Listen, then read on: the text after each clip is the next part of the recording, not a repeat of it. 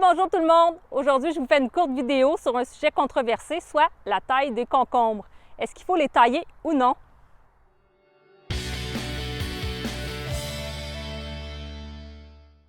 Vous, est-ce que vous taillez vos concombres? Plusieurs jardiniers vont tailler leurs concombres, en fait, notamment pour augmenter la productivité. Donc, en taillant, par exemple, la tige du concombre, ça va faire différentes ramifications qui vont se créer, au bout desquelles il va y avoir des petits fruits qui vont se créer également. Donc, on va avoir une plus grande production de concombres. Par contre, le fait de tailler les concombres va faire en sorte qu'on va avoir, oui, plus de concombres, mais on va les avoir un petit peu plus tard dans la saison. Certains jardiniers ne vont pas tailler les concombres pour différentes raisons, notamment pour ne pas blesser le plant de concombre, donc s'assurer de ne pas lui créer des plaies dans lesquelles il pourrait y avoir certains champignons, certaines maladies qui pourraient se développer. Aussi, ne pas tailler les concombres va faire en sorte qu'on va avoir des concombres plus rapidement, de façon plus précoce. On va en avoir moins en quantité, mais de façon plus précoce.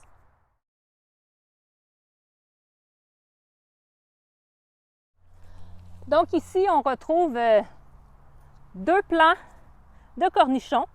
Ce que je vais faire, c'est que je vais tailler un des deux plants et je vais laisser l'autre plant tel quel. Enfin, on va faire une petite expérience, voir la différence entre tailler ou non tailler, voir si ça fait vraiment une grosse différence au niveau de la production de concombres.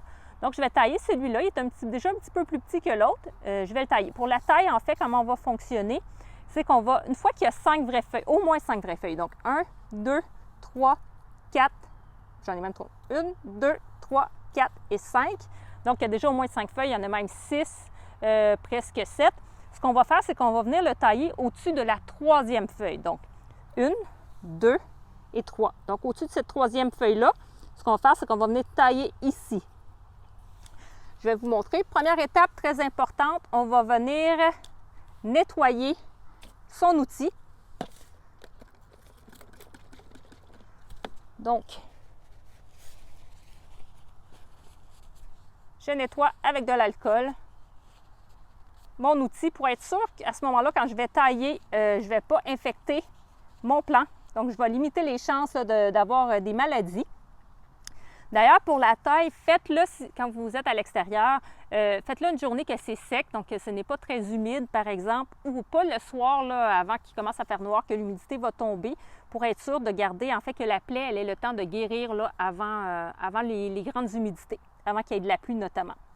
Donc, on disait 1, 2, 3 ici. On parle de 3 vraies feuilles aussi, hein, pas des cotylédons. Je vais vous montrer là, après les cotylédons. Donc, c'est vraiment des vraies feuilles. Ça, il s'agit de vraies feuilles. 1, 2, 3. Donc, tout de suite, en haut de la troisième, une petite coupure franche, comme ça.